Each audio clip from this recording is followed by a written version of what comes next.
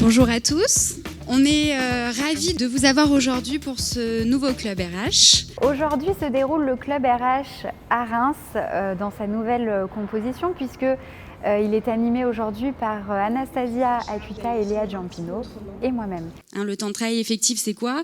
C'est ce temps où le salarié il est à la disposition de l'employeur, il se conforme à ses directives et il ne peut pas vaquer à ses occupations. Une trentaine de participants aujourd'hui qui réunit les professionnels du secteur qui gèrent les questions sociales dans les entreprises en allant du RH au DRH et parfois le chef d'entreprise lui-même. Et l'intérêt de cette journée, c'est la réunion et l'échange direct entre les participants qui font le point un petit peu sur la mise en œuvre de ces réglementations sociales et les bonnes pratiques et les tips qu'ils peuvent avoir eux-mêmes mis en place dans leur entreprise. Je vais vous présenter le thème du télétravail. Donc, on va partir du cadre juridique, les conditions de mise en place du télétravail. Pour ma part, aujourd'hui, j'ai eu l'occasion de présenter la mise en place du télétravail dans l'entreprise. Donc, on a commencé par voir la définition du télétravail, les conditions de mise en place et la situation d'ATMP en cas de télétravail. Ensuite, l'après-midi, j'ai présenté le dispositif d'intéressement, les conditions par accord, DUE, et on a terminé par le régime social et fiscal de l'intéressement.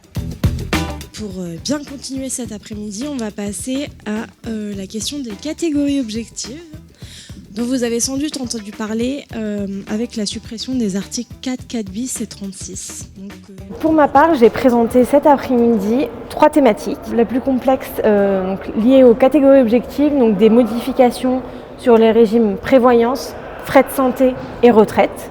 Ensuite, j'ai présenté la participation et puis j'ai terminé sur la nouvelle prime de partage de la valeur, les conditions de versement, les exonérations et toutes les nouveautés qui ont été créées.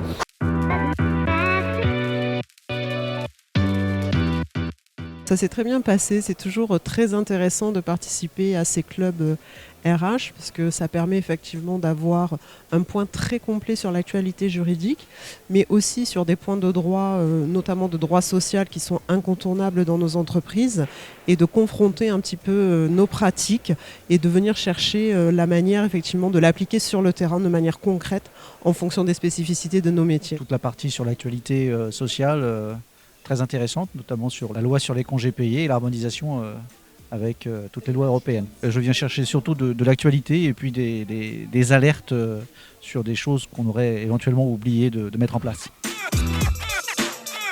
Une particularité cette année, ce club RH a été filmé et sera proposé aux personnes qui n'ont pas pu se joindre à nous aujourd'hui. Alors ils n'auront pas l'aspect convivial et échange, mais ils pourront effectivement faire le point sur toute l'actualité qui est en suspens en ce moment. Et on va très très vite revenir vers vous sur les modalités de proposition de cette vidéo pour tester ce nouveau format.